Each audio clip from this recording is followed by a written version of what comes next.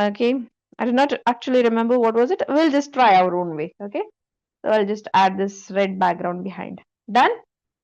Please let me know yes or no. Just add a background, any colored background. I just wanted to recreate that, so I just added a red background. Okay. Okay, then I just want you all to take a simple shape.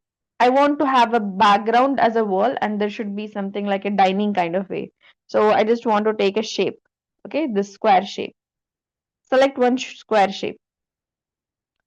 Done. Please let me know if it's done. I've selected the square shape. I've added at the bottom. Okay, what did I do? I just selected the square shape, added at the bottom. Give me a thumbs up if you're done.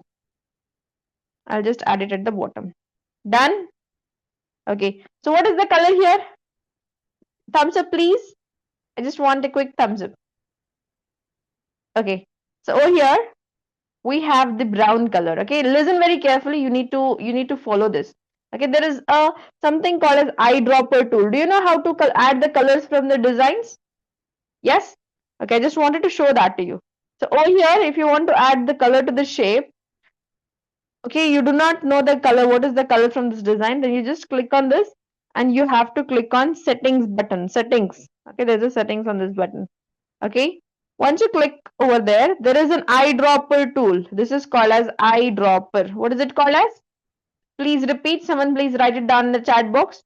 It is called as eyedropper. We make use of eyedropper tool to select the colors or pick the colors. Okay, we pick the colors. Okay, we pick the colors. Yes, excellent, dear sisters. We pick the colors from the page. Come on, try this around. Just click on the right eyedropper and pick the colors from the page. Which color do you want to be added to any shape? Just pick it and click on done button. So this way you drop the color from the frame. Fine? Understood? Have you understood it? Please let me know. If you have any doubts, you can just ask me. Okay, I've just added two things on the frame. Okay, now the next thing that I wanted to take is again another shape. I'll just take this shape. Now which color is it? Again, it is brown color. So no problem. I'll just go ahead. I'll put it onto the wall. Okay, at the center of the wall. Okay, done. Now change the color again. So I want to make it yellowish. Okay, this looks very, very bad. So let me just make it a bit lightish, something like this. Done. Do this along with me. I've added at least just till the background of this page.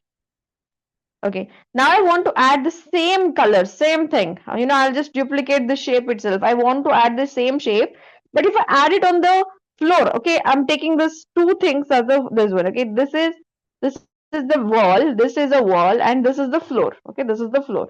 Okay, now I want to add this on the floor, but if I put it in this way, it won't feel like it is on the floor. So I should give it a stretched out look. Stretched out look. So to make this same shape, this four shape, this four what we say four-sided shape, we cannot have a stretched look. Okay, to have a stretched look, something like this. Okay, it should be like this, right? Yes, to have a stretched look, we need a five.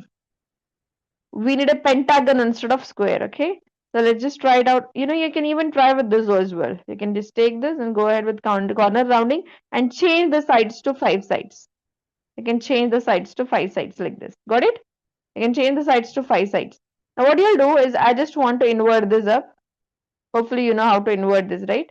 I just want to invert this up. I'll put it here. Increase it in size so that it is well aligned with the background. Just check it over how I'm creating that, and just let me know if you're following that. If you're getting it, you can just tell me. If you are not getting it, you can even tell that. Inshallah, I'll explain to you in perfect way. Okay, to see here. Now you can further increase its size, match it perfectly well.